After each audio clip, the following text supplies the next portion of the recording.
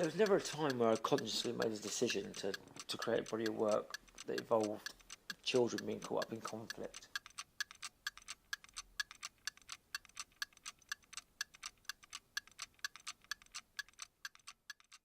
I was researching a totally different body of work. I just kept coming across these same issues of child prostitution and child soldiers. I started to play around with the images, and they were very difficult to do.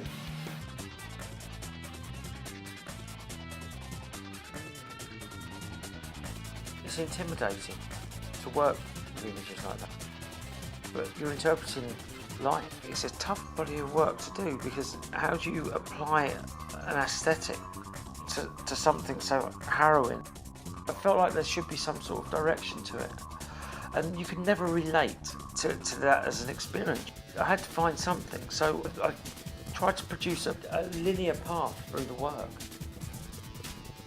I haven't skirted any issues. I've tackled the hardest pieces at the beginning, because that's the way it goes. So I start off with the most harrowing pieces, and it's been the hardest thing I've ever done. I've tried to interpret an element of dehumanisation, where they're not children anymore, they're not allowed to be children anymore. These children have seen so much violence and bloodshed and anger, and they're victims. They didn't cause any trouble. Children don't start wars, but they inherited the situation, and they have to try and make sense of it. They have to try and understand it when they've got no understanding of the world yet, because they're just children. But you can never put yourself in that position, or you can never try and relate to them in that way, because it's something we've never had to do. I remember when I was 16, when I was given my first gun, when I was in the army, I remember thinking it was remarkably like a toy. It rattles, it's a powerful weapon, and I was entrusted with it. It's never left me, So I imagine if you're in a place where there's nothing, and you have this thrust upon you, I can imagine that it may give you some sort of feeling of security or belonging.